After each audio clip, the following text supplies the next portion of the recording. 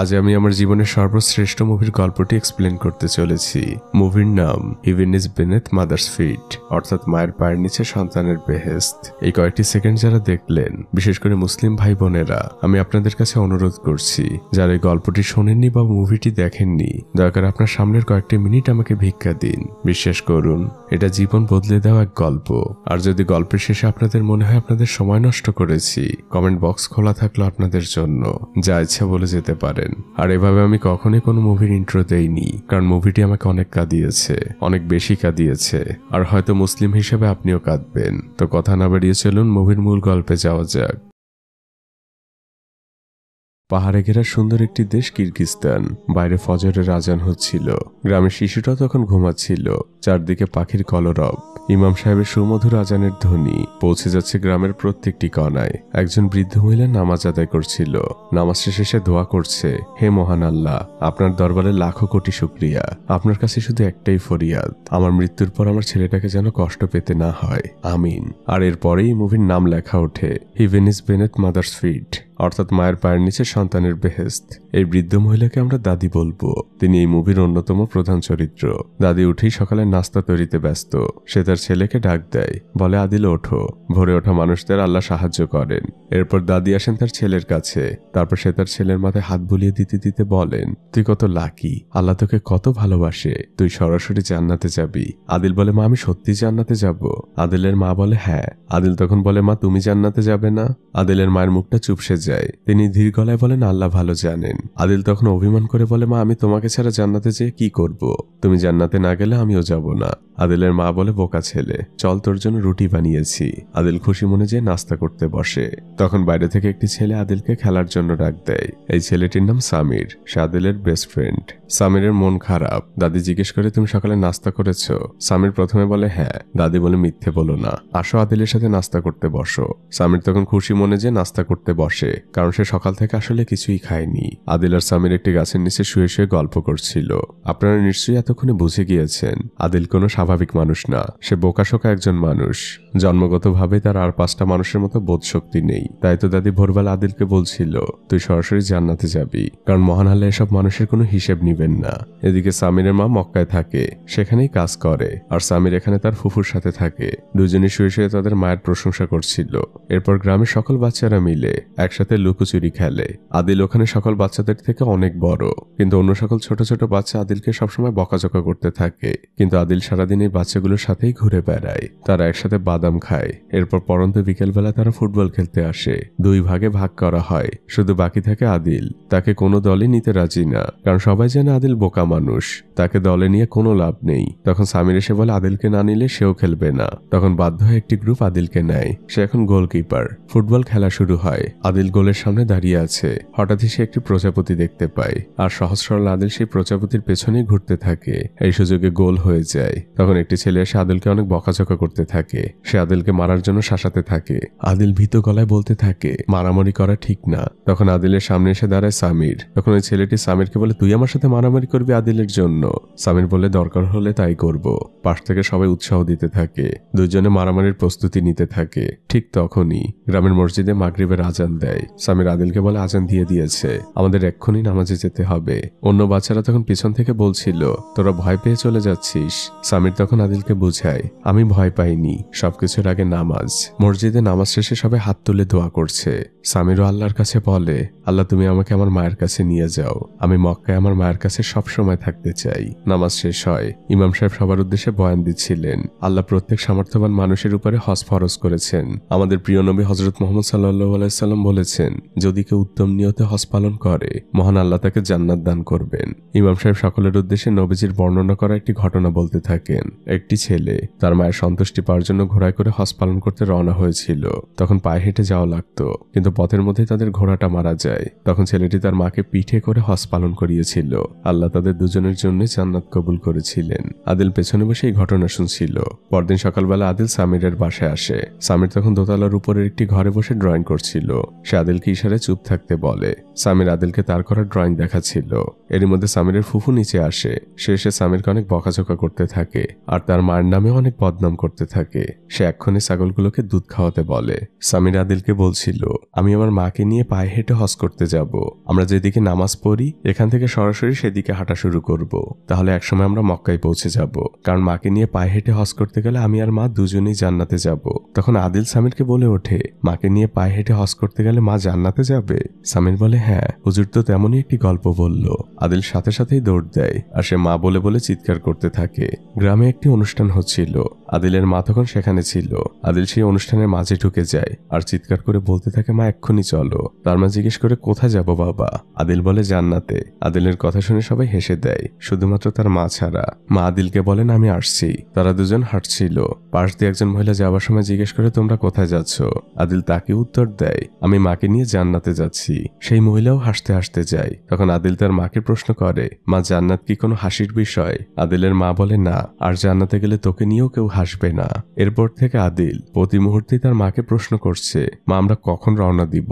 সকাল, বিকেল, দুপুর, এমনকি রাত, সবসময় মায়ের কাছে আদিলের একটাই প্রশ্ন।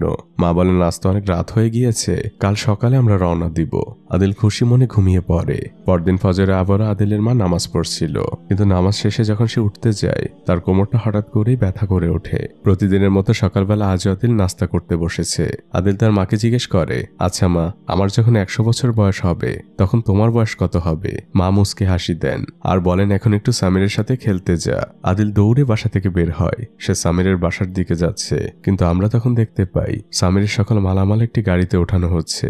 আদিল সামিরকে ডাক দেয়। সামির গাড়ি থেকে নেমে আদিলকে এসে জড়িয়ে ধরে আর বলে, আমার মা আমাকে মক্কায় নিয়ে যাচ্ছে। আদিল আর সামির দুজনের মনটাই হঠাৎ করেই খারাপ হয়ে যায়। সামির তখন আদিলের হাতে একটি সাদা কাগজ দেয় আর বলে, আমাকে এখন যেতে হবে। সামিরদের গাড়ি ছেড়ে দেয় আর সে চিৎকার করে বলে, আমি আমার মায়ের সাথে মক্কায় যাচ্ছি, তুইও তোর মাকে নিয়ে মক্কায় আয়, সেখানে আমাদের দেখা হবে। সামির চলে যায়। আদিল সে সাদা কাগজটা খোলে। সেখানে সামিরের রাখা একটি ছবি। সামিরের মাকে আর আদিল আদিলের মাকে পায়ে হেঁটে নিয়ে হজ করতে যাচ্ছে। আদিল এবার দৌড় দেয় বাসার দিকে আর মা বলে বলে চিৎকার করতে থাকে। এদিকে আদিলের মা তার বোনকে বলছে, আজ সকালে শরীরটা অনেক খারাপ হয়ে গিয়েছিল, আমি বুঝতে পারছি আমার হাতে আর খুব বেশি সময় নেই। আমি মারা যাবার পরে আমার ছেলেটাকে দেখে রাখিস।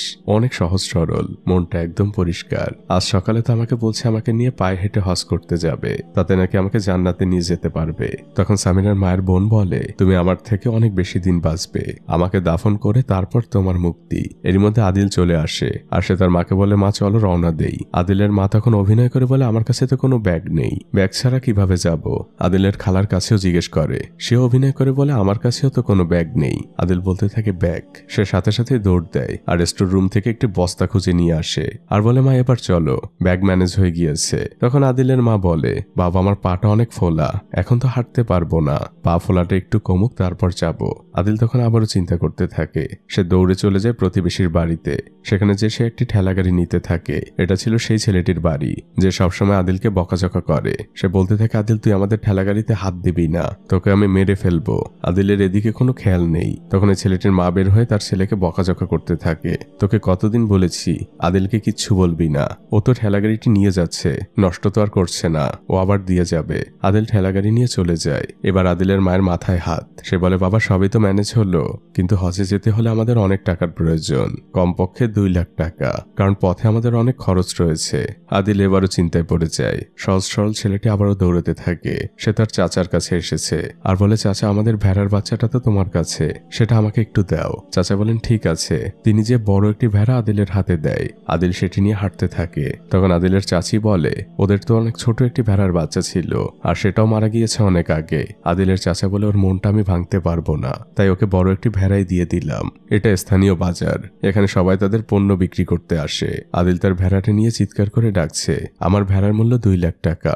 আশপাশে থাকা সবাই হাসাহাসি করছে, কারণ একটা সামান্য ভেড়ার মূল্য 2 লাখ টাকা। সবাই ফোনে ভিডিও করছে আর তাকে টিটকেরি করছে। কেউ বলছে আমার ঘোড়ার সাথে বদল করবে, কেউ বলে 1,80,000 দেই। আদিল বলে, না, আমার ভেড়ার মূল্য 2 লাখ টাকা। দূর থেকে একটি লোক এই বিষয়টি খেয়াল করছে। অন্য একটি ছেলে মোবাইলে ভিডিও করতে করতে বলে, তাহলে 2,50,000 টাকা দেই, তোমার ভেড়াটা আমাকে দাও। আদিল বলে, না, আমার ভেড়ার মূল্য 2 লাখ টাকা, আমি 2 লাখ টাকাই বিক্রি করব। লোকটির কাছে বিষয়টা অদ্ভুত লাগে। সে আদিলের কাছে আসে আর জিজ্ঞেস করে, তুমি এই ভেড়াটি কেন 2 লাখ টাকা বিক্রি করতে চাও? আদিল বলে, আমি আমার মাকে নিয়ে জান্নাতে যাব, মক্কায় যাব, সেখানে যেতে আমার 2 লাখ টাকার প্রয়োজন। তখন আশপাশে থাকা সবার মুখটা চুপসে যায়। লোকটি তার গাড়িতে করে আদিলকে নিয়ে তার বাসায় আসে। আদিলের মাকে সে সালাম দেয়। আদিলের মায়ের সামনে 2 লাখ টাকা রাখা। আদিলের মা লোকটিকে বলছে, দেখো বাবা, মক্কায় যাবার আমার অনেক শখ, অনেক বছর আগে চেষ্টাও করেছিলাম। আদিলের বয়স তখন 11, কিন্তু হঠাৎই আদিল অসুস্থ হয়ে পড়ে। আমার আর মক্কায় যাওয়া হয়নি। শোনো বাবা, তোমাকে অনেক ধন্যবাদ, কিন্তু আমি তোমার টাকাগুলো নিতে পারবো না। তখন লোকটি বলে, আমার মায়েরও খুব ইচ্ছে ছিল হজ করার, তখন আমি অনেক ছোট, আমাদের টাকা ছিল না, এমনকি ঠিকভাবে ঘরে চুলোও জ্বলতো না। দেখুন এখন আমাদের অনেক টাকা, আমার টাকার কোনো অভাব নেই, কিন্তু এখন আমার মা নেই। আপনার ছেলে আদিল অনেক ভালো একজন মানুষ, আপনি ওর মন ভাঙবেন না, টাকাটা আপনি রাখুন আর আমার জন্য দোয়া করবেন। দাদি তেমন কিছুই বলে না, তিনি হাত উঁচু করে বলেন, আল্লাহ তোমার মনের সকল আশা পূরণ করুক। আদিল লোকটির গাড়িতে বসেছিল। তখন লোকটি আদিলের কাছে আসে আর বলে, তোমাদের সাথে আমাকে হজে নিবে? আদিল বলে, না, আমি শুধু আমার মাকে নিয়েই যাব। আদিল গাড়ি থেকে নেমে যায়। আদিল দৌড়ে এসে তার মাকে বলে, মা এখন চলো আমরা রওনা দেই। আদিলের মা এবার আদিলকে বোঝায়, দেখো বাবা, মক্কা অনেক দূর, তুমি যে পায়ে হেঁটে বাজারে যাও তার থেকে হাজার হাজার গুণ বেশি দূরে অবস্থিত, পায়ে হেঁটে যাওয়া সম্ভব না, বরং এই টাকাগুলো আমরা কোনো গরিব দুঃখীকে দিয়ে দিব, তাদের অনেক উপকারে আসবে। আদিলের মা রাগ করে সেখান থেকে চলে যান, কিন্তু আদিলের মন মানছেই না। গভীর রাতে সে বাইরে চুপচাপ বসে আছে। তখন মা তার পাশে আসে আর বলে, তুমি কি তাহাজ্জুদের জন্য উঠেছো? আদিল আকাশের দিকে তাকিয়ে আছে আর সে তার মাকে বলে, মা আমি তোমাকে ছাড়া জান্নাতে যেয়ে কি করব? তোমাকে ছাড়া আমি জান্নাতে যেতে চাই না। আদিলের মা বলে, আমার আর চিন্তা বাড়াস না, চল এখন ঘুমোতে চল। পরদিন সকাল হয়। আদিলের মা বাজারে যাচ্ছিল। তখন এলাকার কিছু লোক আদিলের মাকে টিটকিরি করে বলে, এই যে হাজী সাহেবের মা, ভালোই তো ব্যবসা শুরু করেছেন। আদিলের মা তখন রেগে যায়, এভাবে কেন কথা বলছো? তখন লোকটি বলে, হজে যাওয়ার কথা বলে 10,000 টাকার ভেড়া 2 লাখ টাকায় বিক্রি করছেন, ব্যবসা তো ভালোই। আদিলের মা তখন বলে, আমরা কোনো ব্যবসা করছি না, আমরা হজেই যাব, এবং সেটা তোমাদের সবার চোখের সামনে দিয়ে। পরের দৃশ্যে আমরা দেখতে পাই আদিলের মা তাদের ঘরে তালা মারছেন। তিনি সত্যি সত্যি হজের উদ্দেশ্যে রওনা হয়েছেন। তিনি তার বোনকে বলে, আমি আদিলের মন ভাঙতে দিব না, গ্রামের মানুষ ওকে নিয়ে হাসি ঠাট্টা করুক তা আমি চাই না, যতদূর যেতে পারি যাব, তারপর যেখানে বাধা আসবে সেখান থেকে ফিরে আসব। আদিলের খালা দোয়ার জন্য হাত তোলেন। আদিলও সাথে সাথে এসে মোনাজাত ধরে আর এরপর শুরু হয় তাদের যাত্রা। গ্রামের লোকরা এখনো বিশ্বাস করতে পারছে না এই দুজন মানুষ পায়ে হেঁটে হজে যাচ্ছে। সবাই অবাক চোখে তাকিয়ে আছে। আদিলের এক বন্ধু এসে আদিলকে একটি ম্যাপ দেয় আর বলে, এটা তোর কাজে লাগতে পারে। আদিলের মা নিজের কাছে ম্যাপটি রেখে দেয়। লোকজন অবাক হয়ে তাদের দিকে তাকিয়ে আছে। কিছু লোক এসে টাকা দিচ্ছে আর বলছে আমার জন্য দোয়া করবেন। তারা এখনো গ্রাম থেকে বের হয়নি। আর এরপর শুরু হয় সেই ফাইনাল যাত্রা মক্কার উদ্দেশ্যে। তারা গ্রাম থেকে বের হয়ে হাইওয়ে ধরে হাঁটছে। দিনরাত সমানেই আদিল হেঁটে চলেছে, পাহাড় জঙ্গল সবকিছু ভেদ করে। এখনো তারা কিরগিজস্তানেই। এভাবে রাত নেমে আসে আর সকাল হয়। 2 দিন পরে তারা উজবেকিস্তানের বর্ডারে পৌঁছায়। বর্ডারে তখন অনেক ভিড়। আদিলের মা ভাবে হয়তো এখান থেকেই তাদের ফিরে যেতে হবে, কিন্তু আমরা দেখতে পাই তারা খুব সহজেই ইমিগ্রেশন পার হয়ে গিয়েছে, তাদের কেউ বাধা দেয়নি। আদিলের অনেক ক্ষুধা লেগেছে আর এটা তাদের জন্য নতুন দেশ উজবেকিস্তান। আদিল আর তার মা একটি রেস্তোরাঁয় খেতে বসেছে। আদিলের মা আদিলের জন্য উজবেক পোলাও অর্ডার করে আর নিজের জন্য শুধুমাত্র 1 কাপ চা। তিনি টাকা বাঁচিয়ে চলতে চাচ্ছেন। আদিল খুব তৃপ্তি নিয়ে পোলাওগুলো খায়। তারপর তারা আবারও পথ চলতে শুরু করে। উজবেকিস্তানের সুন্দর সুন্দর মসজিদের সামনে দিয়ে চলছে তারা। সুন্দর সাজানো গোছানো একটি শহর। পথের মধ্যেই তারা মাঝে মাঝে রুটি কিনে খাচ্ছে। তখন এক রুটির দোকানদার বলে, আপনাদের কাছে তো কিরগিজস্তানের টাকা, কিন্তু এখানে তো উজবেকিস্তানের টাকা চলে, আপনি ব্যাংক থেকেই টাকাগুলো পরিবর্তন করে নিন। আদিলের মা আদিলকে একটি রাস্তার পাশে থামায় আর বলে, আমি কিছু টাকা ভাঙিয়ে নিয়ে আসি, তুমি এখানেই আমার জন্য অপেক্ষা করো। আদিলের মায়ের টাকার বান্ডিলটা পাশে দাঁড়িয়ে থাকা একজন লোক দেখে ফেলে। আদিলের মা সেখান থেকে চলে গেলে লোকটা আদিলের কাছে আসে আর সে আদিলকে বলতে থাকে, আমার মেয়ে অনেক অসুস্থ, আপনি দয়া করে আমাকে সাহায্য করুন। আদিল বলে, আপনার সাহায্য লাগবে? কেমন সাহায্য? লোকটি বলে, টাকা পয়সা লাগবে, তার চিকিৎসার জন্য অনেক টাকা লাগবে। আদিল বলে, টাকা আছে তো? টাকা আছে।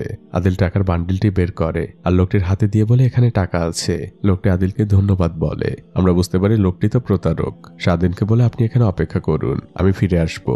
এটা বলে লোকটি সেখান থেকে চলে যায়। কিছুক্ষণের মধ্যে আদিলের মা একটি রুটি নিয়ে ফিরে আসে। আদিল রুটিটি খাচ্ছিল আর তার মা ঠেলাগাড়িতে টাকাগুলো খুঁজছিলেন। তিনি আদিলকে জিজ্ঞেস করেন, টাকাগুলো কোথায়? আদিল বলে, টাকাগুলো তো আমি চাচাকে দিয়ে দিয়েছি, তার মেয়ে অসুস্থ, তার টাকাগুলো লাগবে। আদিলের মা বলে, এটা তুই কি করেছিস? কোন চাচা? নিশ্চয়ই প্রতারকের হাতে পড়েছিস। আদিল বলে, চাচা বলেছে ফিরে আসবে। আদিলের মা বলে, মিথ্যে বলেছে, কেউ ফিরে আসবে না। আদিল বলে, মা মিথ্যে বলা তো মহাপাপ, চাচা মিথ্যে কেন বলবে? আদিলের মা তখন আক্ষেপ নিয়ে বলে, আমি মারা যাওয়ার পরে তুই যে কি করবি? মানুষ তো তোকে শুধু ঠকাবে। আদিল বলে, মা ঠকানো কি জিনিস? আদিল বলে, মা দেখো চাচা আসবে। দুপুর গড়িয়ে সন্ধে হয়ে গিয়েছে। আদিল এখনো সেই লোকটির জন্য অপেক্ষা করছে। তার মা একসময় বলে, দেখ কেউ আসবে না, আমাদের ফিরে যেতে হবে, টাকা ছাড়া বর্তমান দুনিয়ায় কিছুই চলে না। তখনই মাগরিবের আজান দেয়। আদিলের মা নামাজ পড়ছিলেন, তার পাশে অন্য একজন মহিলা কাঁদছিল আর আল্লাহর কাছে দোয়া করছিল আর আল্লাহকে বারবার শুকরিয়া জানাচ্ছিল। নামাজ শেষে আদিলের মা মেয়েটিকে জিজ্ঞেস করে, কি হয়েছে মা? মেয়েটি বলে, আল্লাহ আমার অনেক বড় একটি সমস্যার সমাধান করে দিয়েছেন, তাই তার কাছে শুকরিয়া জানাচ্ছি। এরপর তারা দুজন কথা বলতে থাকে। আদিলের মা জানায় তারা হজ করতে যাচ্ছে, তাও আবার পায়ে হেঁটে। দৃশ্য পরিবর্তন হয়। আমরা একটি অসুস্থ বাচ্চাকে দেখি, যার দাদি বলছে, আমরা তোমাকে কালই উন্নত চিকিৎসার জন্য নিয়ে যাব, দেখো তুমি ঠিক হয়ে যাবে। এরই মধ্যে সেই লোকটি ঘরে প্রবেশ করে, যে লোকটি আদিলের কাছ থেকে টাকা নিয়েছিল। শেষে তার বাবাকে বলে, আমি ওই লোকটিকে খুঁজে পাইনি। তার হাতে একটি খাবারের থলে। তখন ওই লোকটির বাবা বলে, আমরা ওই ভালো মানুষটির কোনো প্রতিদান দিতে পারলাম না। এরই মধ্যে সেই মেয়েটি ঢোকে। সে এসে বলে, আমার একজনের সাথে কথা হলো, তারা পায়ে হেঁটে হজে যাচ্ছে, যদি আমরা ওই লোকটিকে না পাই আমরা এই খাবারগুলো এদেরকে দিতে পারি। বিষয়টি আপনারা নিশ্চয়ই বুঝতে পেরেছেন। ওই লোকটির মেয়ে আসলে অসুস্থ ছিল, টাকাগুলো তার ভীষণ প্রয়োজন ছিল। সেই টাকাগুলো আদিল দিয়েছিল, আর এই লোকটি সত্যি সত্যি খাবার নিয়ে আদিলের কাছে গিয়েছিল, কিন্তু সে আদিলকে পায়নি। তখন ওই লোকটির বাবা বলে, খাবারগুলো আমি নিজ হাতে ওনাদেরকে দিব। তিনি খাবার নিয়ে বের হন। আসলে রিজিক এমনই, যার জন্য যেটা বরাদ্দ সেটা যেভাবেই হোক না কেন তার কাছেই যাবে। উজবেক পোলাও খেয়ে দাদি অনেক ধন্যবাদ জানান, খাবারটা খুবই সুস্বাদু ছিল। লোকটি বলে, আপনারা তো পায়ে হেঁটে হজে যাচ্ছেন, তা কোন পথ দিয়ে যাচ্ছেন? আদিলের মা বলে, আমরা তুর্কিমেনিস্তানের বর্ডার হয়ে যাব। লোকটি বলে, আমিও সাইকেল চালিয়ে হজ করেছি, কিন্তু এভাবে গেলে পথ কম হতে পারে, কিন্তু তুর্কিমেনিস্তানের জন্য আলাদা ভিসার প্রয়োজন আর অনেক টাকারও, আর সেই সাথে অনেক সময়। আপনারা এক কাজ করুন, আপনারা কাস্পিয়ান সাগর পাড়ি দিন ফেরিতে করে, তারপর তুর্কি হয়ে সিরিয়ায় পৌঁছাবেন। পথ একটু বেশি হলেও এভাবেই আপনারা যেতে পারবেন। তখন আদিলের মা হতাশ হয়ে বলে, কতদূর যেতে পারবো জানি না, এমনি আমরা আমাদের টাকাগুলো হারিয়ে ফেলেছি, হয়তো ফিরে যেতে হবে। তখন লোকটি বলে, দেখুন যদি আপনার মধ্যে কনফিউশন থাকে, যদি আল্লাহর উপর কম ভরসা থাকে, তাহলে ফিরে যান। আর যদি মনে করেন আল্লাহ রাস্তায় পা বাড়িয়েছি, আপনার ইচ্ছাশক্তি যদি দৃঢ় হয়, তাহলে দেখবেন প্রতিটা পদক্ষেপে আল্লাহ আপনাকে সাহায্য করবে। আপনি ভোরবেলা ফজরের নামাজ পড়ে আল্লাহর নাম নিয়ে বেরিয়ে পড়ুন। দৃশ্য পরিবর্তন হয়। আদিলের মা প্রতিজ্ঞা করেছে, সে যেভাবেই হোক না কেন হজে যাবেই। ফজরের নামাজ শেষে সে দুহাত তুলে আল্লাহর দরবারে দোয়া করছে, হে মহান রব, আপনি আমার পথের সকল বাধাকে সহজ করে দিন, আমাকে প্রতি মুহূর্তে সাহায্য করুন। দোয়া শেষে তিনি আদিলকে ডেকে ওঠান আর বলেন, চল। আদিল বলে, মা কোথায় যাব? মা বলেন, হজ করতে। তারা দুজন আবারও আল্লাহর নাম নিয়ে বেরিয়ে পড়ে। তারা পায়ে হেঁটে হজে যাচ্ছে, এটা যারাই জানতে পারছিল পথের মধ্যে সবাই তাদের সাহায্য করছিল, কেউ খাবার দিয়ে, কেউ থাকার জায়গা দিয়ে, যে যেভাবে পারছিল তাদেরকে সাহায্য করছিল। কেউ খাওয়াচ্ছিল তাদের গাছের আঙুর। প্রত্যেকটা মানুষ তাদের এই হজ যাত্রায় সামিল হচ্ছিল। এমন করতে করতে তারা পৌঁছে যায় আরো একটি বর্ডারে। এখানে আমরা গাড়ির মধ্যে দুজন লোককে দেখতে পাই। তাদের মতিগতি কোনোভাবেই ভালো মনে হচ্ছিল না। পাশে একজন লোক তরমুজ বিক্রি করছিল। আদিলরা সেই দোকানের সামনে দিয়ে যাচ্ছিল। দাদি কিছুটা সামনে ছিল। তখন দোকানদার আদিলকে জিজ্ঞেস করে, এখানে অনেক মিষ্টি তরমুজ পাওয়া যায়, তুমি কি তরমুজ নিবে? আদিল মাথা নেড়ে উত্তর দেয়, হ্যাঁ নিব। লোকটি তখন বড় একটি তরমুজ আদিলের ঠেলা গাড়িতে উঠিয়ে দেয়। তখন আদিল সেখান থেকে চলে যেতে চায়। লোকটি আদিলকে ধমক দিয়ে বলে, শুধু তরমুজ নিয়ে গেলে হবে, টাকা দিবে না? আদিল বলে, আমার কাছে তো টাকা নেই। লোকটি তখন তার সময় নষ্ট করার জন্য আদিলকে অনেক বকাঝকা করতে থাকে। আদিলের মা এসে তখন লোকটিকে সরি বলে। এরপর তারা দুজন বর্ডারের দিকে আগাচ্ছিল। তখন গাড়ির মধ্যে থাকা সেই দুজন লোক আসে আর টেপ দিয়ে মোড়ানো দুটো তরমুজ দিয়ে বলে, আমার শাশুড়ি বর্ডারের ওপারেই থাকে, সে অনেক অসুস্থ, তরমুজ খেতে চেয়েছে, আপনারা কি দয়া করে এই দুটো তরমুজ আপনাদের সাথে করে নিয়ে যাবেন? লোকটি তার সহকারীকে দিয়ে সেই দোকান থেকে আরো বড় একটি তরমুজও নিয়ে আসে, এটা আদিলের জন্য উপহার স্বরূপ। কিন্তু সেই তরমুজের দোকানদার বুঝতে পারে বিষয়টি কি। সে সাথে সাথে সেখানে আসে আর আদিলের মাকে ডাকতে থাকে। সেই লোকটি তখন তরমুজের দোকানদারকে বলে, কাজটা ভালো হচ্ছে না। তখন সেই দোকানদার এই লোকটিকে বলে, আমি আমার চোখের সামনে কাউকে বিপদে পড়তে দেখতে পারি না। লোকটি আদিল আর তার মাকে তার দোকানের সামনে নিয়ে আসে আর সে তাদের কাছ থেকে সবকিছু শোনে। লোকটি খুবই লজ্জিত। সে বলতে থাকে, আমি বুঝতে পারিনি যে আপনারা হজে যাচ্ছেন, আমি আদিলের সাথে খারাপ ব্যবহার করেছি, আসলে বুঝতেই পারছেন এগুলো বিক্রি করে আমার সংসার চলে। আদিলের মা বলে, কোনো ব্যাপার না, তোমার তরমুজ অনেক মিষ্টি, আর তাছাড়া মহানবী বলেছেন তরমুজ তো জান্নাতি ফল। লোকটি বলে, তো আপনি খুব ভালো একটি কথা বলেছেন, এটা তো আমি এখন সবাইকে বলতেও পারবো। খাওয়া শেষে আদিলের মা হাত তুলে দোয়া করতে থাকেন। আদিলের সাথে সাথে হাত তোলে। বলে। এরপরে তারা একদম বর্ডারের কাছে চলে আসে। তখন একজন লোক হাতে একটি আগুন নির্বাপক নিয়ে সেখানে আসে, আর সে আদিলদের অনুরোধ করতে থাকে এটি বর্ডারের ওপাশে নিয়ে যাওয়ার জন্য, কারণ এটি তার লাগবে না। ওপাশের একজন তাকে এটি দিয়ে উপকার করেছে। আদিলের মা নিতে রাজি হয় না, কারণ সেই তরমুজ বিক্রেতা তাকে বলেছিল এভাবে মাদক পাচার হয়। আদিলের মা ইমিগ্রেশনে যান, আর তিনি ইমিগ্রেশন কমপ্লিট করেন। কিন্তু যখনই তিনি ঠেলাগাড়ির দিকে তাকান, দেখা যায় আদিল সেই অগ্নি নির্বাপকটি তার সাথে করে নিয়েছে। আদিলের মা আদিলকে অনেক বকাঝকা করতে থাকেন, কিন্তু সামনেই গার্ড ছিল, তাই তিনি জোরেও তেমন কিছু বলতে পারছেন না। আদিলের মা ভয় পাচ্ছেন। গার্ড তাদের থামতে বলে। এরই মধ্যে দেখা যায় পাশে অন্য একজন স্মাগলারকে ধরা হয়েছে। তখন গার্ড সেদিকে দৌড় দেয় আর আদিলদের যেতে বলে। এ যাত্রায় আদিলরা বেঁচে যায়। আদিলের মা নিরাপদ স্থানে যে আদিলকে বলে এটা এখন ফেলে দে, এর মধ্যে মাদক থাকে। আদিল বলে না, লোকটি আমাকে দিয়েছে মা, আমাকে এটা ঠিকানায় পৌঁছে দিতে হবে। আর এভাবেই তারা পৌঁছে যায় নতুন একটি দেশ কাজাকিস্তানে।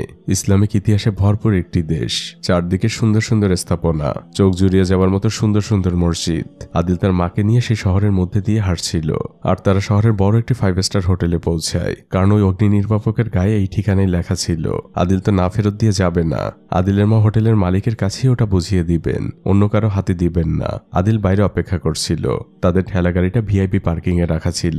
তখন হোটেলের মালিক সেখানে আসে। তার সেক্রেটারি আদিলকে বকাঝকা করতে থাকে যে এখানে কেন তুমি তোমার ঠেলা রেখেছো, এটা পার্সোনাল পার্কিং এর জায়গা। এর মধ্যে আদিলের মা সেখানে চলে আসে। হোটেলের মালিকও গাড়ি থেকে নামে আর তার সেক্রেটারিকে থামতে বলে। আদিলের মা বলে আপনি হোটেলের মালিক, আপনার সাথে আমার কথা আছে, আপনার একটা জিনিস আমার কাছে রয়েছে। আদিলের মা দেখিয়ে দেয়। মালিক বুঝতে পারে এই মানুষগুলো অনেক সহজ সরল। তিনি আদিলের মায়ের কাছ থেকে পুরো বিষয়টি জানতে পারেন। আর পরবর্তী দৃশ্যে আমরা দেখতে পাই হোটেলের মালিক আদিল আর আদিলের মাকে বিশেষ আতিথেয়তায় পুরো হোটেল ঘুরিয়ে দেখাচ্ছেন। তার স্পিড বোটে করে ঘুরছিল। হোটেলের মালিক আদিলের মাকে জিজ্ঞেস করছেন ওর মাথায় হজের বিষয়টি কিভাবে আসলো। আদিলের মা তখন বলেন ইমানের শিক্ষা কখনো মানুষের কাছ থেকে আসে না, ইমান আল্লাহর পক্ষ থেকে আসে। এটা এমনি এমনিই হয়ে যায়। আর আমি ওকে ছোটবেলা থেকে হালাল খাবার খাইয়ে বড় করেছি। লোকটি তখন দীর্ঘশ্বাস ফেলে আর আনমনেই বলতে থাকে সারা জীবন টাকার পিছনে ছুটে বেরিয়েছি, এখন আমি 1000 কোটি টাকার মালিক, কিন্তু দিন শেষে আমি বড্ড একা। সারাদিন কষ্ট শেষে বাসায় যখন ঢুকি, ছেলেমেয়েরা তাদের নিজেদের মতো করে ব্যস্ত, আর আমার ওয়াইফ তার মতো করে ব্যস্ত। কোনো অভাব নেই। আমরা একসাথে সবাই মিলে লাস্ট কবে কথা বলেছি তাও জানি না। আর নামাজ হজ এ নিয়ে তাদের তেমন কোনো আগ্রহও নেই। আর দেখুন আপনি কত ভাগ্যবান, আপনার সন্তান আপনাকে হজ করানোর জন্য পায়ে হেঁটে নিয়ে যাচ্ছে। আদিলের মা তখন বলেন মানুষ এমনই, কেউ দুনিয়া বেছে নেয় আর কেউ আখেরাত, তবে তোমার জন্য আমার দোয়া থাকবে বাবা। তখন হোটেলের মালিক বলে আমি আপনাদের কিভাবে সাহায্য করতে পারি, আমি আপনাদের জন্য যে কোনো কিছু করতে রাজি। একটা রাত এখানে থেকে যান, পুরো শহর ঘুরে দেখাবো আপনাদের। সব থেকে দামি রুমে আপনাদের জন্য থাকার ব্যবস্থা করা হয়েছে। দাদি বলে কিছুর দরকার নেই বাবা, আমার ছেলে এই পরিবেশে বড় হয়নি, বরং আমরা রওনা দিলে আমাদের পথ কমবে। দৃশ্য পরিবর্তন হয়। মরুভূমির মাঝ দিয়ে আদিল তার মাকে নিয়ে রওনা হয়েছে। ছেলেটা ঘামে একদম ভিজে গিয়েছে, তারপর সে এক মনেই হেঁটে চলেছে। দুজনেরই প্রচন্ড পানির পিপাসা লেগেছে, কিন্তু যেহেতু মরুভূমির মাঝের পথ, আশপাশে পানি খাওয়ার কোনো ব্যবস্থা নেই। হঠাৎই তারা দূরে একটি ছোট ঘর দেখতে পায়। তারা সাথে সাথে সেদিকে রওনা হয়, কিন্তু কাছে যেয়ে দেখা যায় সেখানে কোনো মানুষের চিহ্ন নেই। দুজনই প্রচন্ড ক্লান্ত। মার ছেলে একজন আরেকজনের কাঁধে ভর দিয়ে ঘুমিয়ে পড়ে। এভাবে কেটে যায় অনেকগুলো সময়। হঠাৎই আদিলের মা একটি ট্রাকের শব্দ শুনতে পায়। তাদের সামনের রাস্তায় একটি ট্রাক দাঁড়ানো। সে সাথে সাথে আদিলকে ডেকে ওঠায় আর বলে দৌড়ে যা, আর তার কাছে যে সাহায্য চা। আদিল সাথে সাথে ঘুম থেকে উঠে দৌড় দেয়, কিন্তু আদিল পৌঁছানোর আগে ট্রাকটি সেখান থেকে চলে যায়। আদিল এসে রাস্তায় চিৎকার করে ডাকতে থাকে। তখন আমরা দূরে দেখতে পাই ট্রাকটি ব্রেক করেছে। দৃশ্য পরিবর্তন হয়। সেই ট্রাক ড্রাইভার আদিল আর তার মাকে পানি খাওয়াচ্ছে আর তাদের কাছ থেকে সবকিছু শোনে। তখন ট্রাক ড্রাইভার বলে আমি আপনাদের পৌঁছে দিচ্ছি বর্ডারে। আদিল বলে না, সামির বলেছে আমাকে হেঁটে যেতে হবে। ড্রাইভার বলে তুমি কি পাগল? আদিলের মা থামিয়ে দেয়, বলে আমার ছেলেটা এমনই, ও পায়ে হেঁটেই যাবে, আপনাকে অনেক ধন্যবাদ। তখন ট্রাক ড্রাইভার বলে একটু অপেক্ষা করুন। সে আরো কিছু খাবার আর অনেকটুকু পানি নিয়ে আসে আর সেগুলো আদিলদের দেয়। আদিল আর তার মা শুক্রিয়া জানায়। ট্রাকটি চলে যায় আর সেই ট্রাক ড্রাইভার সামনে থাকা সকল ট্রাককে ওয়্যারলেসে জানিয়ে দেয় এমন দুজন মার ছেলে যারা পায়ে হেঁটে হজে যাচ্ছে তাদের সবাই সাহায্য করবে। আদিল আর তার মায়ের অবস্থানও জানিয়ে দেয়। আর পথের মধ্যে এক একজন তাদের এক একভাবে সাহায্য করছিল। এভাবে দিন গড়িয়ে সন্ধে হয়ে যায়। একজন ট্রাক ড্রাইভার প্রায় আদিলদের সাথে অ্যাক্সিডেন্ট হতেই যাচ্ছিল। কোনো মতে সে ব্রেক করে। তারপর সে আদিলদের ঠেলাগাড়িতে নতুন একটি ইমার্জেন্সি বাতি লাগিয়ে দেয়। আদিল ড্রাইভার সেই বাতি জেলে চলতে থাকে। এভাবে মধ্যরাত হয়ে যায়। মরুভূমি রুমের পাশেরই একটি জায়গায় মার ছেলে ঘুমিয়ে পড়েছে, কিন্তু রাতের বেলা সেখানে নেকড়ে আসে। আদিলের মা অনেক ভয় পেয়ে যান। তিনি আদিলকে ঘুম থেকে ওঠান। অন্যদিকে আমরা আরেকটি ট্রাক ড্রাইভারকে দেখতে পাই। সে ঘুমে ঝিমাচ্ছিল, কিন্তু হঠাৎই মরুভূমির মাঝে সে একটি ইমার্জেন্সি লাইট দেখে। সে তার গাড়ি থামায়, আর তার দেখা দেখে আরো দুটি ট্রাক। তারা ওই ঠেলাগাড়ির চারপাশে খুঁজছে, কিন্তু কাউকেই দেখতে পাচ্ছে না। শুধুমাত্র একটি পড়ে থাকা জুতো দেখতে পায়। আর এরা সবাই আদিল আর তার মায়ের কথা জানে যে তারা পায়ে হেঁটে হজ করতে যাচ্ছে। তারা চারপাশে খুঁজতে থাকে। তাদের নিজেদের কাছেও ভয় লাগছিল। হঠাৎই একটি লোকের উপরে নেকড়ে আক্রমণ করে বসে, আর একদম শেষ মুহূর্তে সে অগ্নি নির্বাপক যন্ত্র দিয়ে আদিল আর তার মা নেকড়েটিকে সরিয়ে দেয়। সবাই ট্রাকের কাছে চলে আসে আর গল্প করতে থাকে। ওই ট্রাক ড্রাইভার তার ভাইকে কল দেয়, কারণ তার ভাইয়ের ট্রাকটি মক্কায় যাবে। সে তার ভাইকে বোঝাতে থাকে। তারপর সে সবার কাছে ফিরে আসে আর দাদিকে জানায় আপনাদের একটি ব্যবস্থা হয়ে গিয়েছে, আপনাদের আর কষ্ট করে যেতে হবে না। আমার ভাই আপনাদের ট্রাকে করেই কালকে মদিনায় নিয়ে যাবে। তখন আদিলের মা বলে তোমাকে ধন্যবাদ বাবা, কিন্তু আমাকে নিয়ে পায়ে হেঁটেই যাবে। ও রাজি হবে না। তোমরা আমাদের জন্য অনেক কষ্ট করেছো। আদিল তখন তার মায়ের ঠেলা গাড়িটি ওঠায় আর আবার সে হাঁটতে শুরু করে। আর আমরা তখন দেখতে পাই সেই ট্রাক ড্রাইভার আদিলদের একদম পিছু পিছু যাচ্ছে, তাদের আলো জেলে পথ দেখাচ্ছে। আর সে তার কোম্পানিতেও ফোন করে জানায় তার পৌঁছাতে একদিন বেশি লেট হবে। সে আর কোনো রিপ্লাই শোনে না। সে তার ওয়াকি টকিটি বন্ধ করে রেখে দেয়। এভাবে পুরো রাত আদিলদের পেছনে পেছনেই সে ট্রাক চালাচ্ছিল। এভাবে ভোর হয়ে যায়। তখন কাস্পিয়ান সাগরে থাকা ফেরি থেকে কল আসে। সেখানে ট্রাক ড্রাইভার আগেই ফোন করে রেখেছিল। সেখান থেকে জানানো হয় সর্বশেষ ফেরি ছাড়তে আর মাত্র 30 মিনিট বাকি, এর মধ্যেই পৌঁছতে হবে। ট্রাক ড্রাইভার তখন গাড়ি থামিয়ে নিচে নামে আর আদিলের মাকে বলে আমাদের হাতে মাত্র 30 মিনিট সময় আছে, কিন্তু এই সময়ের মধ্যে আমাদের এখনো প্রায় 6 কিলোমিটার যেতে হবে। এই পথটুকু অন্তত ট্রাকে চলুন। আদিলের মা বলেও রাজি হবে না। তখন ড্রাইভার কিছু না ভেবেই ওই ঠেলা গাড়িটি ধাক্কা দিতে থাকে। তারা সবাই মিলে ফেরি ধরার জন্য দৌড়াচ্ছে। একসময় তারা পোর্টে পৌঁছে যায়। তখন রাত নেমে এসেছে। ড্রাইভার আদিলের মাকে জিজ্ঞেস করে একটি জিনিস বুঝলাম না, ট্রাকে মদিনায় যাওয়া যাবে না, কিন্তু জাহাজে ওঠা যাবে। আদিলের মা বলে চুপ করো। আদিল শুনতে পারলে আবার নতুন করে ঝামেলা পাকাবে। একজন লোক আগে থেকে অপেক্ষা করছিল। তিনি আদিলের মাকে বলেন সবকিছু দ্রুত করতে হবে। আদিলরা একটি জাহাজে উঠেছে।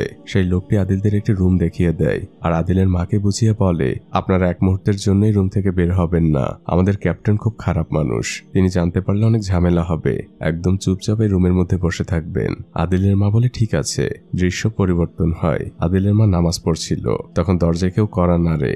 আদিল দরজা খুলতে যায়, কিন্তু তখনই তার মা দোয়া করতে শুরু করে। আর দোয়া শেষে সে আদিলকে বলে বাবা দরজা খোলা যাবে না, তোমার আঙ্কেল আমাদের নিষেধ করেছে। আদিল বলে মা আমি সমুদ্র দেখিনি, আমি সমুদ্র দেখতে চাই। আদিলের মা বলেন পরে দেখো। এটা বলে তিনি ঘুমিয়ে যান। আর যখন তার ঘুম ভাঙে সে আশপাশে আদিলকে দেখতে পায় না। এদিকে আমরা দেখতে পাই আদিল সে ক্যাপ্টেনের সাথেই দাঁড়িয়ে আছে। ক্যাপ্টেন অনেক ড্রিঙ্কস করেছে, তাই সে মাতাল। সে আদিলের সাথে অনেক গল্প করছে। এরই মধ্যে আদিলের মা পেছন থেকে সে ফিস ফিস করে ডাকতে থাকে আদিল এদিকে আয়। সে ক্যাপ্টেন জানতে পারলে আমাদের কপালে দুর্ভোগ আছে। ক্যাপ্টেন তখন আদিলের মাকে ডাক দেয় আর আদিলকে বলে এই হচ্ছে তোমার মা, আপনারা প্লিজ এখানে থাকুন। আদিলের মা বলে না, এখানে থাকা যাবে না। এই জাহাজের ক্যাপ্টেন খুব খারাপ মানুষ, তিনি জানতে পারলে অনেক বকাঝকা করবেন। এরই মধ্যে সেই লোকটি চলে আসে আর সে ক্যাপ্টেনকে শান্ত করার চেষ্টা করে। আদিলের মা বলে আমরা এখান থেকে যাই, ক্যাপ্টেন তো অনেক খারাপ মানুষ, তিনি দেখলে বাবা তোমার ঝামেলা হবে। তখন লোকটি বলে ইনি হচ্ছেন ক্যাপ্টেন, আর আপনারা এখানে দাঁড়িয়ে থাকুন, কোনো প্রবলেম হবে না। লোকটি ক্যাপ্টেনকে নিয়ে যায়। আর পরের দৃশ্যে দেখা যায় সে আদিল আর তার মাকে অনেক খাবার দিয়েছে। এগুলো ক্যাপ্টেনই পাঠিয়েছে। আদিলের মা বলেন উনি তো এখন নেশাগ্রস্ত, সকালে আমাদের দেখলে তো অনেক বকাঝকা করবেন। তখন লোকটি বলে ক্যাপ্টেন অনেক রাগী মানুষ, কিন্তু মনের দিক থেকে অনেক ভালো, ওনার কাল সকালে কিছুই মনে থাকবে না। এভাবে ভোর হয়ে যায়। জাহাজ প্রায় তুর্কির কাছাকাছি পৌঁছে গিয়েছে। ক্যাপ্টেন জাহাজ ফেরানোর জন্য প্রস্তুতি নিচ্ছেন। আদিলের মা আদিলকে ঘুম থেকে ওঠায় আর বলে বাবা আমরা পৌঁছে গিয়েছি, আমাদের এখনই নামতে হবে। সেই লোকটি আদিলদের গোপনে জাহাজ থেকে নামায়। ক্যাপ্টেনের কিছুই মনে নেই। আর এভাবে আদিলরা পৌঁছে যায় নতুন এক দেশ তুর্কিতে। চারদিকে উঁচু উঁচু দালানে ঘেরা একটি দেশ। আদিল তার মাকে নিয়ে একটি পার্কের মধ্যে দিয়ে হাঁটছিল। তার পাশ থেকে একটি বাচ্চা দৌড়াচ্ছিল। আদিলও তাকে অনুসরণ করছিল। পথের মধ্যে আদিলের মা আদিলকে থামতে বলে যে আমার শরীরটা ভালো লাগছে না, আমি একটু হাত মুখটা ধুয়ে নেই। এদিকে আদিল তখন দূর আকাশে একটি ফায়ার বেলুন দেখতে পায়। সে তার পেছনেই ছুটতে থাকে। এদিকে আদিলের মা তখন বলে বাবা আমার হাতটা একটু ধর। ততক্ষণে আদিল চলে গিয়েছে অনেক দূরে। আদিলের মা পানিতে পড়ে যান। আশপাশের মানুষ তাকে ধরে নিয়ে হসপিটালে চলে যায়। এদিকে আদিল পথ হারিয়ে ফেলেছে। সে শহরের এদিকে ওদিকে ঘুরতে থাকে, কিন্তু সে সেই পার্কটি খুঁজে পাচ্ছে না। কিন্তু অনেকটা খোঁজাখুঁজির পর সে সেই পার্কে পৌঁছায়। আর পৌঁছানো মাত্রই সে চিনতে পারে পার্কটি। সে সাথে সাথে দৌড়ে চলে যায় তার ঠেলাগাড়ির কাছে, যেখানে সর্বশেষ তার মাকে দেখেছিল। কিন্তু কিন্তু আশপাশে কোথাও তার মা নেই। আদিল তখন পানির মধ্যে তার মায়ের হাতের আংটিটি দেখতে পায়। সে সাথে সাথে নেমে পানি থেকে আংটিটি ওঠায়। আদিলের দিকে আশপাশে সবাই তাকিয়েছিল। পরের দৃশ্যেই দেখা যায় একজন পুলিশ সদস্য আদিলের মায়ের খবর নিচ্ছে। তখন ওপাশ থেকে জানানো হয় তাকে সরকারি হসপিটালের মর্গে রাখা হয়েছে। পুলিশ অফিসারের মুখটা চুপসে যায়। তিনি এই কথা কিভাবে আদিলকে বলবেন যে তার মা মারা গিয়েছে। পুলিশ অফিসার তার গাড়িতে করে আদিলকে নিয়ে সে হসপিটালের সামনে আসে আর সে সেই মর্গের দরজা যেয়ে টোকা দিতে থাকে। একজন ডক্টর তখন বের হয়। তিনি তার সহকারীকে ডাক দেন। তখন সে ভদ্রমহিলা এসে জানায় ওনার মা তো মারা যায়নি, উনি স্ট্রোক করেছিলেন, উপরে কেবিনে ভর্তি আছে, মারা গিয়েছে অন্য একজন মহিলা। পুলিশ অফিসারের সাথে সাথে আমিও স্বস্তির নিঃশ্বাস ফেলি। আদিলের মায়ের জ্ঞান ফিরে এসেছে। আদিল তার রুমে ঢোকে। মা তখন আদিলকে বলে তুই কোথায় গিয়েছিলি? তোকে না কতবার বলেছি অচেনা শহরে আমাকে ছেড়ে কোথাও যাবি না। আদিল লজ্জা পাচ্ছে। আদিলের মা তখন আদিলকে পাশে বসতে বলে আর বলে বাবা আমার তোকে কিছু কথা বলার আছে, আমি অনেক বড় একটি পাপ করেছি।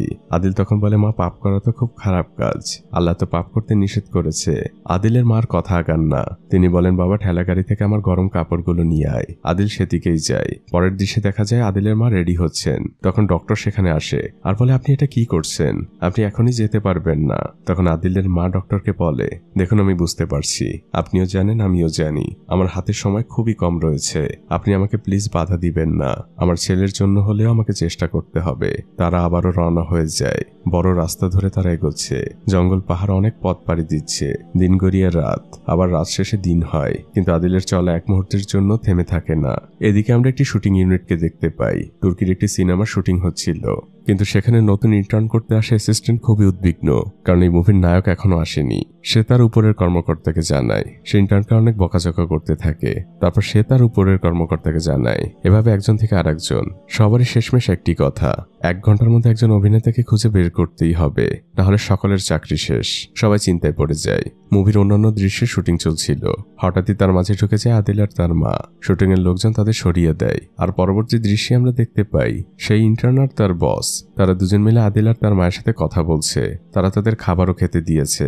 আর পাশে বসে থাকা একজন ট্রান্সলেটরের মাধ্যমে তারা জেনে নিয়েছে সবকিছু। তখন শুটিং এর লোক আদিলের মাকে রিকোয়েস্ট করতে থাকে আদিল যেন তাদের এই মুভিতে একটু অভিনয় করে দেয়, এটা তাদের জন্য অনেক উপকার হবে। কিন্তু আদিল রাজি হয় না। তখন ট্রান্সলেটর আদিলের মাকে বুঝিয়ে বলে। আদিলের মা বলে আমি আমার ছেলেকে বোঝাচ্ছি। আদিলের মা তার ছেলেকে বোঝায় মানুষ সাহায্য চাইলে তাকে সাহায্য করতে হয়। শুরু হয় মূল মুভির সেই শুটিং। আদিল সেই মুভিতে অভিনয় করছে। আর তার চরিত্রটাও ছিল এমন অন্য একটি রাজ্যের রাজা যে কিনা বোমার আঘাতে মানসিক স্মৃতি হারিয়ে ফেলেছে।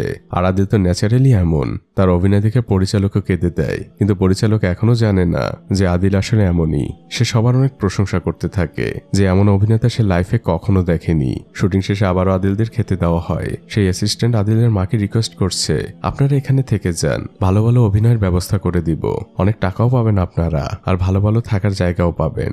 আদিলের মা বলে বাবা আমরা হজের জন্য বেরিয়েছি, আর ওটাই আমাদের শেষ গন্তব্য। তখন সেই অ্যাসিস্ট্যান্ট বলে আমার ভাই ইস্তাম্বুলের একজন ইমাম, আমি তাকে ফোন করে বলে দিব আপনারা যাওয়ার পথে সে আপনাদের অবশ্যই সাহায্য করবে। আদিলের মা শুকরিয়া জানায় আর ছেলেটির জন্য দোয়া করে। আর আদিল তো সবসময় কেউ দোয়া করলে সাথে সাথেই হাত তোলে। দৃশ্য পরিবর্তন হয়। আদিলরা রওনা হয়ে গিয়েছে ইস্তাম্বুলের উদ্দেশ্যে। তারা পৌঁছে যায় মসজিদের শহর ইস্তাম্বুলে, যেখানে হায়া সোফিয়া অবস্থিত। সমুদ্রের পাশে বসে আছে মা আর ছেলে। আল্লাহর অপরূপ এই সৌন্দর্যে তাদের চোখ যেন জুড়িয়ে যাচ্ছে। রাতের বেলা তারা সেই ইমামের সাথে দেখা করে। তিনি হাতে আরবিতে একটি চিঠি লিখে দেন আর আদিলের মায়ের হাতে দিয়ে বলে সিরিয়ায় এখন যুদ্ধ চলছে, সেখানে খুবই বিপজ্জনক। ওরা আমার কিংবা আপনার ভাষা বোঝে না। ওদেরকে এই চিঠিটি দেখাবেন, হয়তো আপনাদের উপকারে আসলেও আসতে পারে। আদিলের মা ধন্যবাদ দেয়। আর এরপর তারা বেরিয়ে পড়ে সিরিয়ার বর্ডারের উদ্দেশ্যে। সিরিয়া থেকে বেশিরভাগ মানুষই তুর্কিতে ঢুকছিল। শুধুমাত্র আদিল আর তার মা সেদিকে যাচ্ছে। একজন গার্ড তাদেরকে চেকপোস্টে থামায়। সে তাদের পাসপোর্ট চেক করছে। তারপর সে তার ভাষায় আদিলের মাকে বলছে আপনাদের তো ভিসা নেই আর ট্রানজিট পাসও নেই। আদিলের মা তো বুঝতে পারে না। সে মাথা নেড়ে বলে ধন্যবাদ। আদিল ভেতরে ঢোকার জন্য হাঁটা দেয়। তখন গার্ড তাকে চিৎকার করে থামতে বলে। সে বন্দুক তাক করে আছে। আদিলের মা তখন সেই চিঠিটি খুঁজছিল। গার্ড উদ্বিগ্ন হয়ে পড়ে। সে বলে হাত উঁচু করুন, না হলে এক্ষুনি গুলি করে দিব।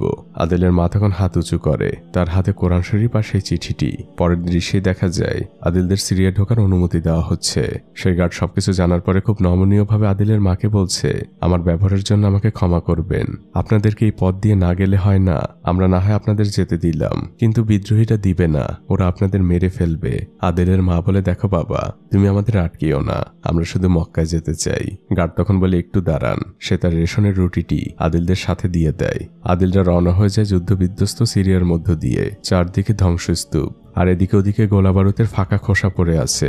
মানুষের সেখানে কোনো চিহ্ন নেই। তারা কয়েকটি সিরিয়ার গ্রামের মধ্যে দিয়েও যায়। সেখানের স্থানীয় মানুষরাও তাদের সাহায্য করে, রাতের বেলা থাকার জায়গা দেয়। পথের মধ্যে অনেক চেকপোস্ট পার হয় তারা।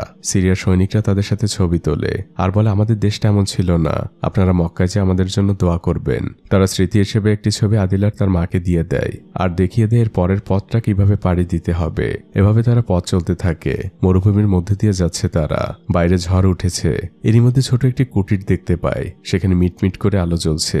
সামনে বসে থাকা লোকটি তাদের দেখে চিৎকার করে, বলে, এখানে কেন এসেছেন? এখানে কিচ্ছু নেই, এখানে কেউ নেই। আদিলের মা তখন তার হাতের চিঠিটি উঁচু করে ধরে আর লোকটিকে সালাম দেয়। তারপর দৃশ্য চলে আসে সেই লোকটির ঘরের ভেতরে। লোকটি আদিল আর তার মায়ের জন্য চা বানিয়েছে। আদিলের মায়ের কাছে চিনি ছিল। লোকটি সেগুলোকে একদম হীরার মতো করে স্পর্শ করে আর বলতে থাকে, লাস্ট কবে চিনি দিয়ে চা খেয়েছে আমার মনে নেই। লোকটি আদিলদের সকল কথা শুনছিল। ঠিক তখনই আমরা দেখতে পাই দেয়ালের ওপাশ থেকে কেউ এদিকে লক্ষ্য রাখছে। আমরা একটি চোখ দেখতে পাই, যে চোখটি শুধুমাত্র ওখানে বসে থাকা লোকটি দেখে। লোকটি ইশারায় আদিলদের ঘুমিয়ে পড়তে বলে। ঠিক ভোরবেলায় লোকটি তাড়াহুড়ো করে আদিলদের ঘুম থেকে ওঠায় আর বলে, আপনারা আমার সাথে আসুন। আদিলদের নিয়ে সে একটি গোপন কক্ষে যায় আর বলে, এখানে আমার ছেলে লুকিয়ে আছে, আপনারা একদমই শব্দ করবেন না। গতকাল যে চোখটি দেখছিলেন সেটি ছিল এই লোকেরই ছেলের। বিদ্রোহীরা তার ছেলেকে যুদ্ধে নিতে চায়। বাইরে বিদ্রোহীদের সাথে লোকটির বাকবিতণ্ডা চলছিল, কিন্তু এক পর্যায়ে গুলির শব্দ শোনা যায়। সেই লোকটিকে মেরে ফেলেছে। তখন তার ছেলে সেখান থেকে বের হয়। সে তার বাবার মৃতদেহের কাছে গেলে তাকেও মেরে ফেলা হয়। আর তারপর দেখা যায় তার আদিল আর তার মাকে বন্দি করে সেখান থেকে নিয়ে যাচ্ছে। বিদ্রোহীরা বুন উল্লাস করছে। তাদের গাড়িগুলো আস্তানায় ফিরে আসে। আদিলের মা বিদ্রোহী প্রধানকে বোঝানোর চেষ্টা করছে তারা মক্কায় হজ করতে যাচ্ছে।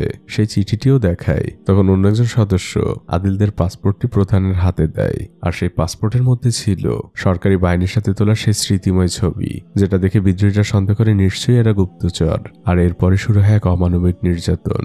সহজ সরল মানুষ আদিল, সে তো কিছুই জানে না, কিন্তু তাকে একের পর এক জেরা করা হচ্ছিল। একজন মহিলা তাদের পাশে ট্রান্সলেট করে দিচ্ছিল, কিন্তু আদিল তো কিছুই বলতে পারছে না। সে শুধু বলে, আমি আমার মার কাছে যাব। আমার মা কোথায়? আদিলকে অনেক মারা হচ্ছিল। আদিল বারবারই বলছিল, চাচা আমি কি করেছি? আমাকে কেন মারছেন? আদিল পানি খেতে চায়, কিন্তু তার সামনে পানি নিয়ে আসা হয় ঠিকই, কিন্তু পানি আর খেতে দেওয়া হয় না। রক্তাক্ত করে ফেলা হয় আদিলকে। সেই দৃশ্য দেখার মতো না। আদিল আর তার মাকে পাশাপাশি একটি জেলে বন্দি রাখা হয়েছে। মা আদিলের হাতটা শক্ত করে চেপে ধরেছেন। তিনি বারবারই পড়ছেন, লা ইলাহা ইল্লাল্লাহু মুহাম্মাদুর রাসূলুল্লাহ সাল্লাল্লাহু আলাইহি ওয়াসাল্লাম। আদিল তার মাকে জিজ্ঞেস করছে, মা চাচারা আমাকে কেন মারছে? আমি কি করেছি? এরই মধ্যে সেই ট্রান্সলেটর মেয়েটি আসে। সে আদিলের মাকে বলে, আমি কিছু খাবার নিয়ে এসেছি। আদিলের মা বলে, আমাকে দেওয়ার দরকার নেই, তুমি শুধু আমার ছেলেটাকে একটু খেতে দাও, ওকে ওরা অনেক মেরেছে। সেই মেয়েটি আদিলের মাকে বলে, আমি শুনেছি ওরা আপনাদের ছেড়ে দিবে, আপনারা কালিমুক্ত হয়ে যাচ্ছেন। এই চিঠিটা আপনার কাছে রাখুন, আমার পরিবারের কাছে পৌঁছে দিবেন আর তাদের বলবেন আমি ভালো আছি আর যত তাড়াতাড়ি সম্ভব আমি এখান থেকে পালাবো, আমাকে নিয়ে চিন্তা না করতে। মেয়েটি সেখান থেকে চলে যায়। আদিলের মা শুধু জিজ্ঞেস করে, তোমার নাম কি? মেয়েটি নাম বলার আগেই সেখানে গার্ড চলে আসে। পরের দৃশ্যেই দেখা যায় সেই বিদ্রোহীরা আদিলের জন্য অনেক ভালো ভালো খাবারের আয়োজন করেছে, কিন্তু আদিলের মা খুবই রেগে আছেন। তিনি ওখানের কোনো খাবার স্পর্শ করেন না। বিদ্রোহী ট্রান্সলেটরের মাধ্যমে ক্ষমা চাই আর আদিলের মায়ের উদ্দেশ্যে বলে, আমরা আদিলকে নতুন পোশাক পরিয়ে এখান থেকে মুক্ত করব। পরের দৃশ্যে তাই দেখা যায়। আদিলকে একটি কালো চাদরে মোড়ানো হয়েছে আর ওই ট্রান্সলেটরের মাধ্যমে সে বলে, আমি আপনাদের কাছে ক্ষমা চাচ্ছি। কিন্তু আদিলের মা এখনো রেগে আছেন, কারণ তার সন্তানের শরীরে এখনো কত শত আঘাতের চিহ্ন। এরপরেই তারা তাদের ঠেলাগাড়ি নিয়ে রওনা হয়ে যায় বর্ডারের দিকে। মরুভূমির পথ দিয়ে তারা চেকপোস্টের দিকে আগাচ্ছিল, কিন্তু সেই বিদ্রোহী প্রধান দূরবীন দিয়ে তাদের উপরে লক্ষ্য রাখছিল। আর আমরা বুঝতে পারি এখানে অনেক বড় একটি ঝামেলা হয়েছে। আদিলের পুরো শরীরে আসলে বোম জড়ানো ছিল, তাকে কোনো নর্মাল কাপড় পরানো হয়নি। বিদ্রোহী প্রধান শুধু অপেক্ষা করছে কখন সরকারি সৈনিকরা আদিলের কাছে আসবে আর সে ফোনের বাটনটা টিপে দিবে।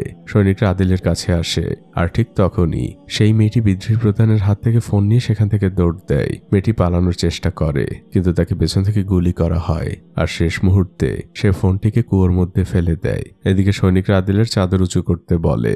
দাদি তো কোরআন শরীফ আর সেই চিঠিটি হাতে উঁচু করেই আছেন, কিন্তু তিনি এখনো জানেন না তার ছেলের শরীরে আসলে কি বাধা রয়েছে। তিনি নিজেই আদিলের চাদর উঁচু করতে যান, আর ঠিক তখনই বুঝে যান অনেক বড় বিপদ অপেক্ষা করছে তাদের জন্য।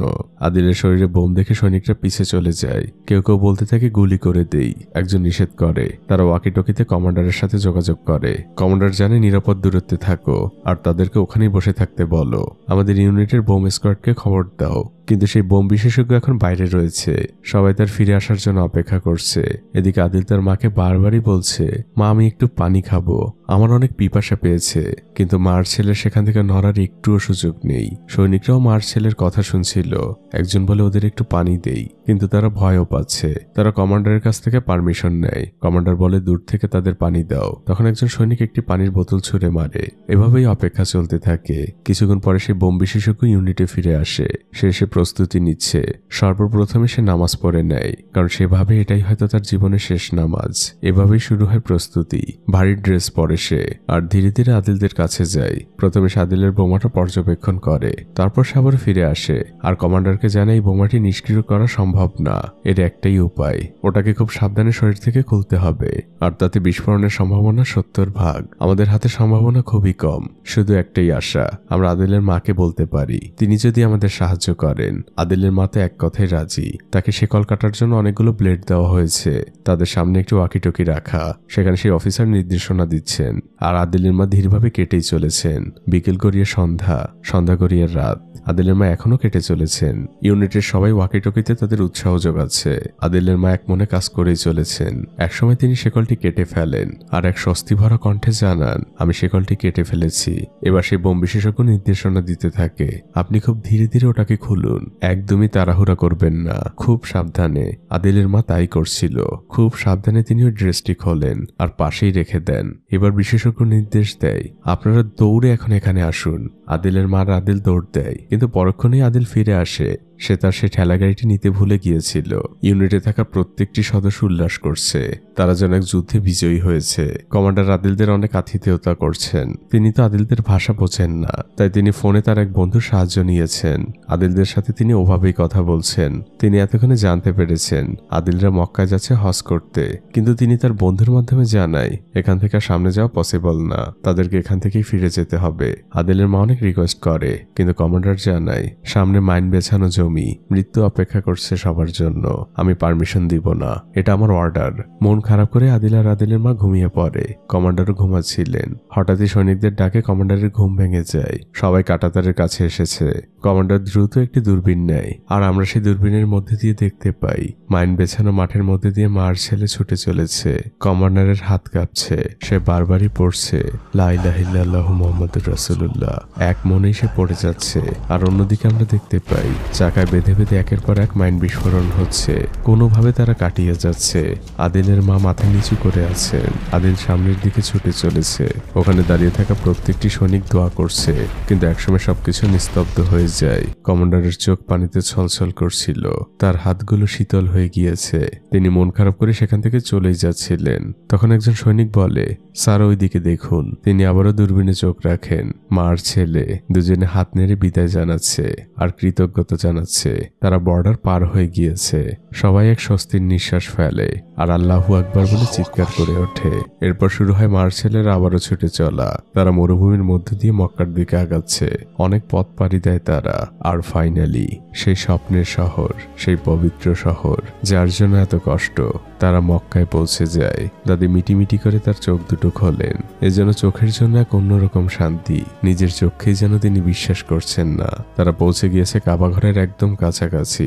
আর একটি গলির মধ্যে হঠাৎই আদিল বলে ওঠে, দেখো মা ওই যে চাচা। আর আমরা তখন দেখতে পাই সেই লোকটিও হজ করতে এসেছে, যে তাদের 2 লাখ টাকা দিয়ে সাহায্য করেছিল। তিনি আদিলদের বলেন, আমি তো আমার চোখকে বিশ্বাসই করতে পারছি না। আপনারা পায়ে হেঁটে পৌঁছে গিয়েছেন মক্কায়, এজন্য এক স্বপ্ন। এখন থেকে আপনাদের আর কোনো চিন্তা নেই। আল্লাহর রহমতে এখন আমি আপনাদের সকল খেয়াল রাখবো। আপনারা আমার সাথেই থাকবেন। আর পরবর্তী দৃশ্যে আমরা দেখতে পাই হজের কার্যক্রম শুরু হয়ে গিয়েছে। লক্ষ লক্ষ হাজির সাথে আদিল আর তার মাও ইহরামের কাপড় জড়িয়ে হেঁটে চলেছেন কাবার দিকে। চারদিকে মহান আল্লাহর গুণগান। শুরু হয় আদিল আর তার মায়ের হজ পালনের শুরু। কিন্তু হঠাৎই আদিলের মা অসুস্থ হয়ে পড়েন। তাকে হসপিটালে নেওয়া হয়। বিশেষ কেয়ার নেওয়া হচ্ছে তার। সেই লোকটি তখন আদিলের মায়ের কাছে আসে। আদিলের মা তখন ধীর গলায় জিজ্ঞেস করেন, আরাফার ময়দানে না গেলে তো আমার হজ কবুল হবে না। লোকটি মাথা নেড়ে উত্তর দেয়, হ্যাঁ। আদিলের মা বলে, আমাকে আরাফার ময়দানে যেতেই হবে। লোকটি বলে, আমি ব্যবস্থা করছি, 2 জন নার্স আপনার সাথে দেওয়া হবে। আর পরবর্তী দৃশ্যে আসে চোখের এক অন্যরকম শান্তি। 2 জন নার্স সহ আদিল আর তার মা পৌঁছে গিয়েছে আরাফার পাহাড়ের উপরে। দাদির সাথে সাথেই বসে পড়েন আর আকাশের দিকে দুহাত উঁচু করে ধরেন। শুরু হয় তার দোয়া। তার গ্রামের একটি লোকও বাদ যায় না। সামির থেকে শুরু করে গ্রামের প্রত্যেকটি লোকের জন্য তিনি দোয়া করেন। পথে আসতে যারা যারা তাদের সাহায্য করেছে, দাদি একজনকেও ভুলে যান না। প্রত্যেকের জন্য আল্লাহর দরবারে দোয়া করেন তিনি। দিন গড়িয়ে বিকেল হয়ে গিয়েছে। লক্ষ লক্ষ হাজি আরাফার ময়দানে সমবেত হয়েছেন। চারদিকে এক শান্তির সুঘ্রাণ। রাত নেমে এসেছে। সবাই যে যার মতো করে কোরআন তেলাওয়াত করছে। দাদিও সেখানে বসে আছেন। আদিল তার মায়ের পা স্পর্শ করে নিচেই বসে আছে। আদিলের মা আদিলকে বলে, তোকে আমার এখন কিছু কথা বলতেই হবে, এখনই সময়, এরপরে সময় পাবো কিনা জানি না। আদিল বলে, কি কথা মা? তখন সেই নার্স 2 জন আসেন আর আরবিক ভাষায় বলেন, এখন আপনাকে যেতে হবে। তখন সেই লোকটি এসে দাদিকে বোঝায়, আপনাকে ফজর পর্যন্ত আরাফার ময়দানে থাকতে হবে না, আপনি এখন যেতে পারেন। দাদি মাথার ইশারায় সম্মতি জানান। আর পরবর্তী দৃশ্যে দেখা যায় সেই হৃদয় ছোঁয়া মুহূর্ত, কোটি মুসলমানের স্বপ্ন, আমার স্বপ্ন। হজের মূল কার্যক্রম শুরু হয়ে গিয়েছে। হাজিরা তাওয়াফ করছে। সেই লাখ লাখ মানুষের মধ্যে রয়েছে আদিল আর তার মা। মাকে আদিল পিঠে নিয়েছে আর পিঠে নিয়েই তাওয়াফ করছে। এই দৃশ্যটি কখনো ভোলার না। হজ শেষ হয়। দাদি আর আদিল পাশেই বসে আছেন। দীর্ঘক্ষণ তারা 2জন কাবা ঘরের দিকে তাকিয়ে আছে। দৃশ্য পরিবর্তন হয়। আমরা আদিলের মায়ের মুখে অক্সিজেন মাস্ক দেখতে পাই। আদিল তার মায়ের পাশেই বসে আছে। সে তার মাকে বলছে, মা এখন তো আমরা 2 জন একসাথে জান্নাতে যেতে পারবো। আদিলের মা কাপা কাপা হাতে তার মুখের মাস্কটি খোলেন আর আদিলকে বলেন, সোনা মানিক আমার, আজকে তোকে এত বছরের জমানো সেই কথাটি বলি, আমি আসলে তোর আসল মা না। আদিল বলে, মা আসল মা কি? তখন আদিলের মা বলতে শুরু করে, সালটা ছিল 1989। তারও 20 বছর আগে আমার বিয়ে হয়েছিল, কিন্তু আমার কোনো সন্তান হয়নি। তাই 20 বছর পরে আমার স্বামী আমাকে ছেড়ে দেয়। আমি গ্রামে ফিরছিলাম, স্টেশনে ট্রেনের অপেক্ষায়। তখন পিছন থেকে একজন ফর্সা মহিলা আসলো আর সে তার কোলের বাচ্চাটিকে আমার হাতে দিয়ে বলে, আপনি প্লিজ ওকে একটু ধরুন, আমি এক্ষুনি আসছি। তারপর সে চলে গিয়েছিল। আর কথা উল্টে আমি যখন তোকে প্রথম দেখেছিলাম, আমার মনটা একদম ওলটপালট হয়ে গিয়েছিল। আমি তোকে নিয়ে স্টেশনে হাঁটতে শুরু করলাম। অনেক কাঁদছিলি তুই, কোনোভাবেই থামানো যাচ্ছিল না। তোর তখন তোর আসল মায়ের প্রয়োজন ছিল, কিন্তু এভাবে সময় কাটতে থাকে, তোর মায়ের কোনো খোঁজ নেই। আমি তোকে মিথ্যে দুধ খাওয়ানোর অভিনয় করলাম যাতে তোর কান্নাটা থামে, কিন্তু এভাবে 3 দিন অপেক্ষা করেছিলাম আমি স্টেশনে, কিন্তু তোর মা ফিরে আসেনি। তাই ভাবলাম হয়তো আল্লাহ তোকে আমার জন্য পাঠিয়েছে। কোনো কিছু না ভেবে তোকে নিয়ে উঠে গেলাম গ্রামে ফেরার ট্রেনে। ঠিক তখনই জানালার বাইরে দেখি তোর মা অপেক্ষা করছে, তোকে চারদিকে খুঁজছে। প্রচন্ড হিংসে হলো আমার। এই 3 দিনে তোকে বড্ড বেশি ভালোবেসে ফেলেছিলাম। আমি চাইনি তোকে ফেরত দিতে, তাই লুকিয়ে রেখেছিলাম তোকে। চলে এসেছিলাম এই গ্রামে। আমি অনেক বড় একটি পাপ করেছিলাম, জানি না আল্লাহ আমাকে ক্ষমা করবে কিনা, কিন্তু আজ তোকে জানিয়ে গেলাম আমি তোর আসল মা না, তোর আসল মা অন্য কেউ। আদিল বলে, আমার অন্য কোনো মায়ের দরকার নেই, তুমি আমার মা, আমি তোমাকে ভালোবাসি। আদিলের মা বলে, আমিও তোকে অনেক ভালোবাসি রে। আদিলের মা মুস্কি হাসি দেন আর বলেন, বাবা আমি এখন একটু বিশ্রাম নেই। আদিল বলে, ঠিক আছে মা। সে তার মায়ের কম্বলটি টেনে দেয় আর বাইরে বসে অপেক্ষা করতে থাকে। আর পরবর্তী দৃশ্যে আমরা দেখতে পাই আদিলের মায়ের মুখের উপরে কাফনের কাপড়টা টেনে দেওয়া হচ্ছে। তিনি দুনিয়ার মায়া ত্যাগ করে চলে গিয়েছেন। আদিল এখনো জানে না মৃত্যু মানে কি। সে এখনো তার মায়ের সাথেই আছে। তার মাকে যেদিকে নিয়ে যাওয়া হচ্ছিল, আদিলও তার সাথে সাথে যাচ্ছিল। আদিলের মাকে মক্কায় দাফন করা হয়। সেই লোকটি আর আদিল বসে দোয়া করছিল। দোয়া শেষে আদিল জিজ্ঞেস করে, চাচা এখন কি মা জান্নাতে যাবে? লোকটি বলে, ইনশাল্লাহ। আদিল বলে, মা আমাকে সবসময় বলতো আমিও জান্নাতে যাব। লোকটি বলে, হ্যাঁ, তোমার উপর আল্লাহর বিশেষ এক রহমত রয়েছে, তোমার হিসেব অনেক সহজ। আদিলের চোখ বেয়ে পানি পড়ছে। সে বলে, চাচা আমাকে কত অপেক্ষা করতে হবে জান্নাতে যে মাকে দেখার জন্য? সহজ সরল এই মানুষের কথায় চোখের পানি আটকে রাখা বড্ড কঠিন। আদিল চোখের পানি মুছতে মুছতে বলে, আমি কালীগ্রামে চলে যাব। দৃশ্য পরিবর্তন হয়। আদিল তার ঠেলাগাড়িতে অনেকগুলো জমজম কূপের পানি নিচ্ছে। সেই লোকটি এসে জিজ্ঞেস করে, এত পানি দিয়ে কি করবে? আদিল বলে, আমার গ্রামের মানুষদের জন্য। লোকটি আদিলের হাতে বিমানের টিকিট দেয় আর বলে, তোমাকে এখন আর কষ্ট করে ফিরতে হবে না, তুমি আরামেই ফিরতে পারবে, আর খুব কম সময় লাগবে। আদিল বলে, না, আমি পায়ে হেঁটে এসেছি, পায়ে হেঁটেই ফিরে যাব। লোকটি আদিলকে অনেক বোঝায়, কিন্তু আদিল তার ঠেলা গাড়িটি নিয়েই হাঁটতে শুরু করে। লোকটি এক দীর্ঘ শ্বাস ফেলে আর তার ব্যাগটি সঙ্গীদের হাতে বুঝিয়ে দিয়ে বলে, এগুলো নিয়ে তোমরা চলে যেও, আমি ওর সাথেই ফিরবো।